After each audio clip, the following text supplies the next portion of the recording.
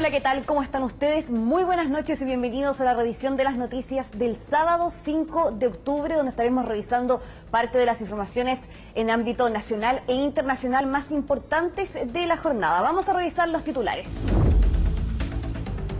El exministro del Interior, Andrés Chadwick, negó haber intervenido en el cierre del caso Penta. Aseguró que las acusaciones son absolutamente falsas y que jamás intervino en las indagatorias ni decisiones del entonces fiscal a cargo, Manuel Guerra. El Servicio Electoral publicó la nómina de vocales de mesa para las elecciones municipales y regionales del próximo 26 y 27 de octubre. El presidente del organismo, Andrés Tagle, dijo que esperan una distribución pareja de electores en los 2 días de comicios y recordó que el sábado 26 no es feriado. El gobierno confirmó gestiones para realizar un vuelo humanitario que permita rescatar a chilenos en la zona de conflicto en el Líbano. La información fue dada a conocer en redes sociales por el presidente Gabriel Boric, quien encargó a la Cancillería y la Fuerza Aérea evaluar las alternativas para concretar la tarea. Fuentes de seguridad libanesas aseguran que no tienen noticias del paradero del posible nuevo líder de Hezbollah. Todo esto en medio de nuevos bombardeos cruzados donde las fuerzas de defensa israelíes aseguran haber eliminado a 2 altos mandos del ala militar de Hamas. Vamos inmediatamente con temas nacionales porque el exministro del Interior, Andrés Chadwick, respondió ante los nuevos chats que se dieron a conocer entre Luis Hermosilla y el entonces fiscal Manuel Guerra. En las conversaciones reveladas por el medio de Clinic se nombra a Chadwick durante una supuesta coordinación para facilitar el término del caso Penta, así como para evitar un juicio oral contra el senador Iván Moreira. En un comunicado, el exministro asegura que esas acusaciones son absolutamente falsas, negando su participación en las investigaciones y el polémico cierre del caso Penta. Asegura además que todos los procesos de ese caso se realizaron en ejercicio de las facultades del Ministerio Público, siguiendo los procedimientos legales. Más allá de lo que aparece por la prensa, que sigue agravando la situación, vuelven a aparecer los mismos nombres y el Ministerio Público el que tiene que terminar y dilucidar si aquí efectivamente, a propósito de estos chats, hay un delito por como intervenir en la justicia, ¿no? Al final, y generar una situación de impunidad en casos que fueron graves de corrupción en nuestro país, como el caso Penta. Por eso son indicios, yo creo que es la justicia la que tiene que terminar, porque hasta el momento genera un escándalo, una conmoción pública, pero al final quienes terminan determinando esos posibles delitos que parecieran existir a través de estos chats es la justicia, el Ministerio Público con las pruebas que presente y finalmente los tribunales que deben sancionar. Chadwick estaba en el corazón de la red de Hermosilla. Da la casualidad que en cada arista del caso siempre está mencionado como parte de las operaciones. En todas las escenas del caso Hermosilla están las huellas de Chadwick. Y sigue de manera descarada negando todo mediante comunicados cargados de mentiras. Solo le falta que en el próximo comunicado Chadwick niegue que es Chadwick. El Servicio Electoral ha publicado ya la nómina de vocales de mesa para las elecciones municipales y regionales de este 26 y 27 de octubre.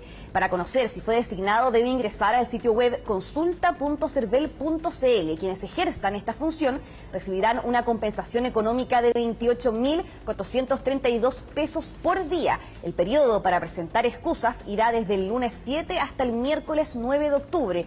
Entre las excepciones establecidas por la ley se encuentra el estar fuera del país o a más de 300 kilómetros de distancia del lugar designado, tener más de 70 años o estar física o mentalmente imposibilitado para ejercer el deber cívico. En caso de incumplir esta obligación, ojo que arriesga multas que varían entre 2 y 8 UTM. A través de la misma plataforma puede conocer su mesa y local de votación. Es muy importante recordar que estas elecciones regionales y municipales son con voto obligatorio. Quienes no sufraguen podrán ser multados con 0,5 unidades tributarias mensuales. Es decir, más o menos lo que hoy es 33.280 pesos. En esta oportunidad contamos con estrictas medidas de seguridad para los custodios de los votos y urnas del sábado en la noche. Las urnas electorales que contienen los votos emitidos, así como las cajas que contienen los útiles electorales y votos no emitidos, serán selladas por los vocales de mesa con cintas adhesivas y sellos especiales numerados y serán entregados al delegado de la Junta Electoral para su custodia. La ministra del Interior, Carolina Toá, adelantaría sus descargos frente a la acusación constitucional presentada en su contra. Según La Tercera, desde el gobierno confirmaron que su abogado Juan Ignacio Piña ingresaría la respuesta a los cargos formulados al inicio de la próxima semana. El objetivo es apurar el proceso y de esta forma evitar que el libelo gane más apoyos en la oposición cuando sea la votación en sala. El Instituto Nacional de Derechos Humanos confirmó la presentación de una querella contra quien resulte responsable del asesinato del ex integrante de la coordinadora Arauco Mayeco, Pablo Marchant. El director del organismo en la Araucanía, Federico Aguirre, sostuvo que existen contradicciones entre el informe de autopsia y otro peritaje entregado por la parte querellante, que plantea hipótesis distintas. Recordemos que Marchant murió el 9 de julio de 2021, abatido por fuerzas policiales en un predio de Forestal Mininco. Y el gobierno está gestionando la realización de un vuelo humanitario para los chilenos que se encuentren en Líbano y deseen regresar a su país. La información se dio a conocer mediante un comunicado de la Cancillería que fue compartido por el presidente Gabriel Boric en su cuenta de X. En este se señala que los ministros de Relaciones Exteriores y de Defensa Nacional, junto con la Fuerza Aérea de Chile, están coordinando la logística de este vuelo y que en las próximas horas se darán a conocer mayores detalles. Recordar que durante la segunda mitad del año pasado también se realizaron vuelos de este tipo para los chilenos en la zona de conflicto entre Israel y Hamás. Ahora vamos con temas internacionales porque fuentes de seguridad libanesas dicen no tener conocimiento del paradero del posible nuevo líder de Hezbollah. La milicia chií habría perdido contacto con Hashim Safidini desde el viernes, día en que Israel lanzó un ataque en su contra en los suburbios del sur de Beirut. Safidini es considerado el probable sucesor de Hassan Nasrallah, quien lideró la organización desde los años 90 hasta su muerte a manos de las fuerzas israelíes la semana pasada. En paralelo, los bombardeos cruzados entre Tel Aviv y Hezbollah continúan este sábado. Las fuerzas de defensa de Israel informaron el asesinato de 2 miembros de alto rango del ala militar de Hamás en Líbano. Uno de los ataques golpeó por primera vez las cercanías de Trípoli, la segunda ciudad más grande del país, ubicada al norte de su territorio. Y vamos a seguir hablando sobre el conflicto en Medio Oriente porque miles de personas alrededor del mundo han salido a las calles para protestar en apoyo a Palestina a 2 días de que se cumpla el primer aniversario de los ataques de Hamás contra territorio israelí y también del inicio de la invasión militar contra Gaza. Las manifestaciones se desarrollaron en varias capitales de los distintos continentes. En Europa hubo, por ejemplo, convocatorias en Madrid, Berlín, París, entre otras ciudades. En Londres, en particular, también se registraron protestas pro-israelíes en paralelo a las marchas a favor de Palestina. En Roma, los manifestantes salieron a las calles pese a la lluvia y a la prohibición establecida por las autoridades que no autorizaron la convocatoria por motivos de seguridad pública. En Sudáfrica, destacar la manifestación en Ciudad del Cabo y en Filipinas la desarrollada en Manila, donde se registraron altercados con la policía. También comentarles que en Santiago hubo cientos de personas que marcharon por el centro de la capital a favor de Palestina. La convocatoria contó con una intervención en recuerdo de los miles de niños asesinados en el conflicto y al igual que en otros países también se vieron banderas de Líbano. Y desde la comunidad judía en Chile también conmemoran este aniversario recordando a las víctimas de los ataques de Hamás del 7 de octubre y también los rehenes que siguen en cautiverio. La presidenta de la comunidad también ha pedido acciones para prevenir ataques terroristas contra nuestro país. Ha sido un año muy fuerte, un año en el que en este momento queremos recordar y honrar a las víctimas, a todas las víctimas, y también queremos implorar porque vuelvan los secuestrados, porque llegue la ansiada paz y porque haya también tranquilidad y seguridad. Y en ese sentido nos preocupa especialmente el que se está haciendo todo lo necesario para prevenir que hayan ataques terroristas en Chile, considerando que la presencia de Hezbollah en la región es un secreto a voces. Así que estamos, como digo, con mucho dolor recordando y honrando a las víctimas, pero también mirando hacia el presente y el futuro. Y fíjense que los ataques israelíes han dejado a 1 millón de personas desplazadas en Líbano. El temor de los niños es tal que duermen en las calles por estos posibles bombardeos. CNN estuvo en el lugar y nos cuenta los testimonios de estas familias desplazadas. La guerra ha llegado a Beirut y esto es lo que ha hecho a tantos de sus niños. Exhaustos y sin hogar, ahora duermen en las calles y parques como este. La mayoría aquí huyó de los suburbios del sur densamente poblados donde Israel ha lanzado bombas sobre objetivos de Hezbollah. Pero como en toda guerra, son los inocentes quienes pagan el precio más alto. La casa de Abir fue impactada en uno de los ataques. Ella agarró a su pequeña y corrió, y han estado aquí desde entonces. Nunca había huido de mi casa antes, ni siquiera en la guerra de 2006, dice la madre soltera. Pero ahora tengo una hija. Los niños están aterrados. Alejada de los ataques aéreos, Batul, de 8 años, nos dice que todavía tiene mucho miedo. El techo se nos caía encima, dice ella. Cada vez que mi mamá me decía que no iban a atacar, lo hacían. Deseo que la guerra termine. Batul juega con nuevos amigos que ha hecho. Niños tratan de escapar de una nueva realidad. Son demasiado jóvenes para entender. Pero debajo de sus risas juguetonas hay un trauma y un miedo tan profundos. Fatme, de 10 años, no puede contener sus lágrimas. Todo el país está siendo destruido, dice ella. Nacida en Siria, huyó de la guerra allí cuando era bebé. Beirut es el único hogar que ha conocido. Mi padre fue asesinado en Siria, dice ella. Solo tengo a mi madre. Tengo miedo de que mi madre y mis hermanos también sean asesinados. Sirios, libaneses y trabajadores migrantes, todos se encuentran sin ningún lugar a donde ir más que este parque. Las escuelas ahora alojan a desplazados, pero hay demasiados en busca de refugio y todo esto sucedió tan rápido. El gobierno estima que 1 millón de personas han sido desplazadas en cuestión de días. Encontramos a muchas familias libanesas como esta, acampando al lado de la carretera. Dicen que por 5 días no ha habido espacio para ellos en los refugios del gobierno. Su joven hija discapacitada duerme en el coche.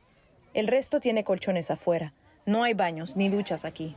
Han escuchado que su casa todavía está en pie, nos dicen las mujeres, pero su vecindario está devastado. Nuestra área ha sido desalojada, dice Ahmad. No queda nadie. En el corazón de la capital, en la Plaza de los Mártires, los restos de crisis anteriores con un cartel que dice «Beirut nunca muere». Y aquí muchos más, sin techo sobre sus cabezas. ¿Por cuánto tiempo? Nadie lo sabe realmente, pero temen que esto solo sea el comienzo de una larga guerra. Fauzi huyó descalza. Fue un horror real, dice ella. Los ataques aéreos estaban a nuestro alrededor. La gente se desmayaba y colapsaba. Solo agarró su medicación. Y estos paquetes de pañuelos, su sustento, los vende por unos 50 centavos. Fauzi escapó de Siria. Su casa ahí ya no existe. Donde quiera que vamos, dice ella, la muerte nos sigue. Todo es demasiado. Yomana Karache, CNN, Beirut.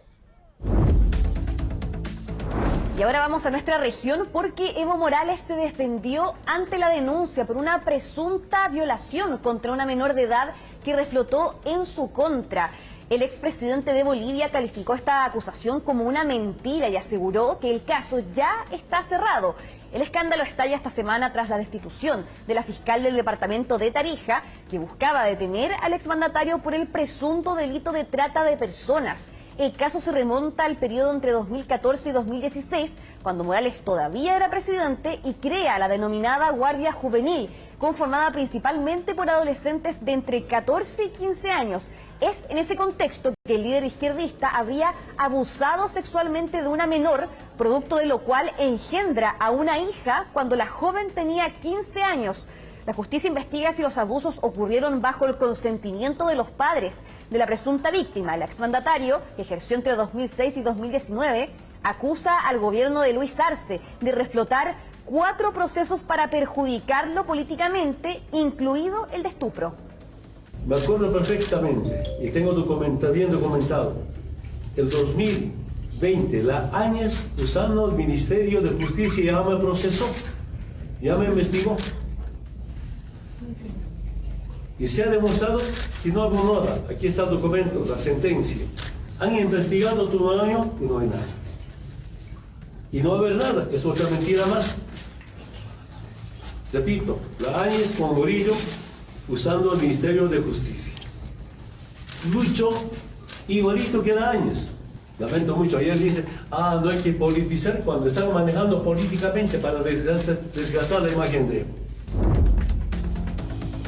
Según el último informe del Instituto Nacional de Estadísticas y Censos, el 52,9% de los argentinos viven en condiciones de vulnerabilidad y carencias de todo tipo. En este contexto, en el norte del país está el conglomerado más pobre, que es Gran Resistencia, ubicada en la provincia del Chaco, donde casi 8 de cada 10 habitantes están por debajo de la línea de la pobreza.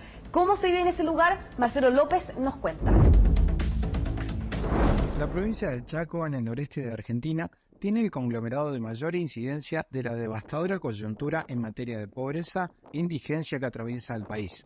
Se trata de Gran Resistencia, el área metropolitana que reúne a las ciudades de Resistencia, la capital provincial, Barranqueras, Fontana y Puerto Vilelas. Allí, una abrumadora mayoría de la gente no tiene lo básico para subsistir. Los chicos a veces no van a la escuela porque tienen hambre. El servicio alimentario escolar sabemos que no está funcionando, no es así en todos los establecimientos, pero sí en la mayoría, o aquellos que continúan han tenido que reducir drásticamente sus porciones, sus raciones. Así que bueno, en este sentido también hay muchos de ellos que dejaron de ir a la escuela o que van día de por medio. En este momento, por ejemplo, para yo sobrevivir con mis hijos, yo cobro la asignación de ellos. Y con eso por ahí vendo algunas cositas para llegar a fin de mes, porque ahora es imposible. En esta urbe los números de la radiografía de la pobreza son desesperantes. Las últimas cifras confirman que 323.504 personas están viviendo bajo la línea de la pobreza, lo cual representa un 76,2% de la población, o lo que es igual a decir que 3 de cada 4 personas son pobres. Los chicos participan, concurren al comedor, la verdad, nosotros por ahí hacemos un gran esfuerzo donde la cual tratamos de cubrir lo que es un plato de comida. Y bueno, así como un plato, 2, 3, 4, bueno, y se ve en las porciones, en las raciones que venimos realizando con los chicos, donde la cual el platito repiten 1 o 2 o 3 veces. Y bueno, y tratamos de sostener esa situación que hoy en día, como vuelvo a repetir, que es crítica. Además de las carencias en materia de viviendas dignas, buena alimentación y salud de calidad, en el área metropolitana de Gran Resistencia, apenas el 41,4% del total de la población económicamente activa tiene un empleo en blanco o informal. A fin de mes no se puede llegar, con el sueldo de ahora no, es imposible. O sea, y trabajo, tengo mi esposo que trabaja, pero él hace changuitas y todo eso. Hoy en día recibimos un promedio de 15 a 20 madres, aparte de los chicos, donde la cual antes no lo hacíamos. Y hoy tenemos que tratar de sostener también ese plato que es para las mamás que concurren con sus hijos. Y a día de la asignación no me alcanza. Ay, que es maravilla. A veces tengo que recorrer en oferta así para que me duren que sea casi 3 semanas con la asignación, o si no me colaboran a veces los vecinos para llegar al mes.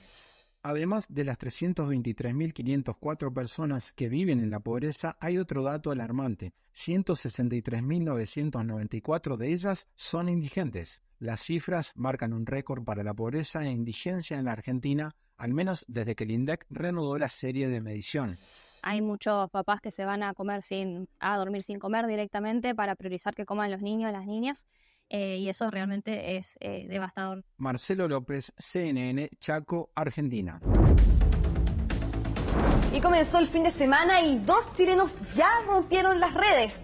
El ex cruzado Marcelino Núñez convirtió hoy el primer tanto de la victoria por 4-0 del Norwich ante el Hull City gracias a un potente disparo desde fuera del área en el minuto 16 del primer tiempo. Pero no fue el único que brilló en el comienzo de este fin de semana. Alexander Aravena marcó su primer gol en el extranjero desde su salida de la Universidad Católica en julio. El delantero del Gremio de Porto Alegre marcó el tanto inicial del triunfo por 3-1 ante el Fortaleza de Benjamín Kusevich mediante un disparo de zurda en el minuto 13 del primer tiempo. Es un fallo que puede marcar un antes y un después en la historia del fútbol. El caso de Las Diarra podría modificar la forma en que actualmente se transfieren jugadores. ¿De qué se trata? Manuela González nos cuenta. Fue en este juzgado donde se emitió uno de los fallos que pueden cambiar la historia del fútbol. Un verdadero terremoto en el sistema de transferencia de jugadores. El Tribunal Europeo falló a favor del francés Las Diarra en su demanda contra la FIFA. Pero, ¿de qué se trata el caso que envuelve a este exjugador? Año 2013 y el galo rompía unilateralmente su contrato con el Lokomotiv de Moscú por conflictos salariales. Al año siguiente, la FIFA le negó el permiso de transferencia al charleroi belga por tener deudas sin saldar con los rusos. Además, fue multado por 10 millones de euros. El reglamento sobre estatuto y transferencia de jugadores establece que el jugador que termine unilateralmente su contrato y sea contratado por un nuevo club, este nuevo club deberá pagar los daños al club original. Vale decir, el club que quisiera contratar a Diarra iba a tener que pagar los daños y perjuicios. El exmediocampista llevó el caso a la justicia y este viernes el Tribunal Europeo le dio la razón. La existencia de una disputa relacionada con este incumplimiento contractual constituye un obstáculo para la Asociación Nacional de Fútbol. Esto tiene como consecuencia que este jugador no pueda participar en competiciones de fútbol en nombre de este nuevo club. No es una victoria en sí misma, es una victoria si se utiliza para hacer algo mejor. Pero desde un punto de vista jurídico hay una certeza. Las normas han sido declaradas ilegales según la ley de competencia. Eso significa que ya no existen. Se supone que nunca han existido porque siempre van en contra de la ley de competencia y de la libre circulación. En simple, el club que contrate a un jugador que haya rescindido unilateralmente su contrato ya no será codeudor. Futurología es que probablemente se van a acabar estos equipos que ofrecen cientos de millones de dólares por jugadores porque ya no hay ninguna manera de proteger esos millones. Ahora va a ser al revés, va a ser el jugador que va a querer romper el contrato y cuando acuerde con el nuevo club, el acuerdo va a ser págame la indemnización. Entonces, el que esté comprando al jugador va a negociar, le va a salir más barato pagar la indemnización que pagar la cláusula de rescisión, por ejemplo. Por lo pronto, la FIFA se verá obligada a cambiar 2 artículos del reglamento. Para muchos, este episodio es similar al llamado caso Bosman, de 1995, que permitió que los futbolistas europeos fueran considerados comunitarios en todas las ligas de este continente. La sentencia Bosman seguirá siendo un símbolo porque fue el momento en el que, diría yo, el ciudadano de a pie se dio cuenta de que existía algo llamado derecho de la Unión Europea que podía afectar incluso al fútbol. Pero en cuanto al fondo, esta sentencia tiene un alcance mucho mayor que la de Bosman. No se limita a decir que unas normas concretas de la FIFA son claramente ilegales, sino que también dice, ¿pero quién demonios es la FIFA para regular este mercado laboral? Fueron más de 35.000 personas, récord de asistencia según sus organizadores. Es parte del balance de la última versión de la Feria Espacio Food and Service. Números que van a la par con la cifra de crecimiento en ventas de una industria que actualmente es la segunda más importante del país. Pablo Figueroa nos cuenta más. Como sabemos, nuestro país, el mercado más importante después del cobre, nuestra industria alimentaria. No son palabras al viento ni una expresión de buena crianza, porque en cifras desde el 2011, la exportación de alimentos se consolidó como la segunda industria más importante para Chile tras el metal rojo, llegando incluso sus exportaciones a triplicar el valor del sector forestal, un mercado amplio que se ve reflejado en la última versión de la Feria Food and Service celebrada en el Espacio Riesgo. Esta es la 12ª versión de la feria alimentaria más importante que se hace en Chile y en la actualidad la segunda de Sudamérica, en donde se reúne todo el ecosistema alimentario de productos, servicios, equipamientos, tecnologías, aplicaciones, etc. Ya, lo que vamos a hacer ahora es abrir un ostión vivo. Un ostión vivo que recién salió del agua. Se abre, sacamos las vísceras y le damos con el limón. Crudo y muriendo. Crudo. Es que era una epopeya lograr llegar al recinto ubicado en la ciudad y una de las razones era la gran cantidad de alternativas para un mercado en expansión inimaginable. Solo en esta oportunidad, la cifra de expositores llegó a 1.300, desplegados en más de 30.000 metros cuadrados de exhibición. Marsol tiene la última innovación en tecnología, en máquinas, en equipos, en procesos, en servicio técnico, como nos vemos atrás, con todo un ecosistema 360 para nuestros clientes, que poder acompañarlos desde el principio de su proyecto hasta la capacitación. No son papas fritas, porque uno obviamente serían papas si fueran papas fritas. Aquí nos encontramos con productos, por ejemplo, como este, que es 100% zanahoria, o sea, eso significa que es una zanahoria cortada en una torreja y luego frita, ¿cierto? Pero con un mínimo de aceite. En este caso es una manzana, o sea, es una fruta, derechamente. En este caso es un camote, ¿ya? Y en este caso es una papa. En el caso de las papas tenemos sazonadas con ajo albahaca, también merquén y también sal de mar. Así que tenemos un sinnúmero de alternativas y todas muy saludables, como decía, hasta con un 65% menos de aceite, lo cual es absolutamente novedoso. Esta es una máquina que fabrica en Alemania. Ofrecerles también los materiales de envasado, como lo ven ahí, para que el producto salga como quieren y acompañarlos con el servicio técnico. Y este es uno de nuestros productos estrella, pues es el prosciutto de Capitán Pastene con denominación de origen. Así llega cuando está en su primera etapa. ¿Cómo? Así llega, así es cuando la gente lo ve. Si usted lo compra, así le va a llegar. ¿Cuánto salió uno así? Alrededor de 120.000 pesos. Había de todo, pero claramente uno de los lugares y momentos más representativos de la industria alimentaria tiene que ver con la marraqueta, y la razón fue un concurso en el que 30 artistas y sus cuadros fueron reconocidos, en el que se buscaba que ellos plasmaran en la tela la estrecha relación de los chilenos con el pan. Finalmente llegaron 240 obras, de las cuales elegimos 30, que todas fueron premiadas y van a pertenecer a la colección del ESAFRE. Bueno, mi historia de pintor, digamos, viene de la niñez. Yo pinto desde que tengo memoria, kinder, primero básico, y después hasta ahora. Y yo lo complemento esto porque yo soy camionero, yo no soy pintor, yo soy un aficionado. Y con los años he llegado a participar en estos encuentros. Buscar el horno chileno, que está representado al menos en esta obra que yo hice. El horno chileno ya prácticamente no existe porque el medio ambiente ya no permite cocinar tantas cosas a leña. ¿Qué inspira? ¿Qué es lo que vemos en tu cuadro?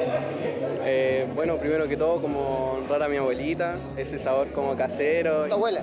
Es una referencia, mi abuelita la verdad falleció el año pasado. Pero esa era la idea, como reflejar ese lenguaje del amor que a través de la comida como que uno siente ese sabor casero y rico. ¿De eso se trata el arte, comunicar emociones sin palabras? Claro, de hecho sí, era la idea plasmar eso y bueno, por eso las manos, la masa y claro, como toda la escena como bien casera, muy común. Hay todo un sentimiento detrás de esto, un sentimiento que todos los chilenos que somos buenos para el pan, somos segundos terceros en el mundo, así que hay un sentimiento muy fuerte detrás de todos estos cuadros y lo que representan. El pan se disfruta, se come y se pinta. Así es, se disfruta, se come y se pinta, justamente. En cuanto al balance, fueron más de 35.000 personas los que fueron a una feria que al parecer el espacio riesgo comienza a quedarles pequeño.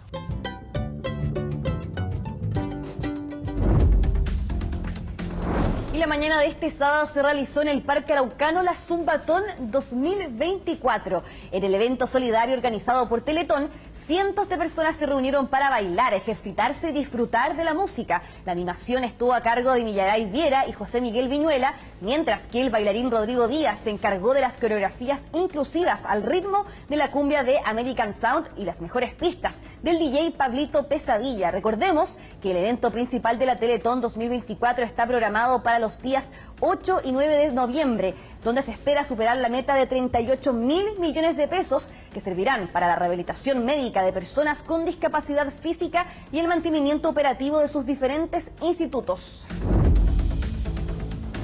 Y hasta aquí dejamos las noticias de este sábado 5 de octubre. Gracias por acompañarnos y los dejo invitados a seguir en la sintonía de CNN Chile. Muchas gracias y nos vemos.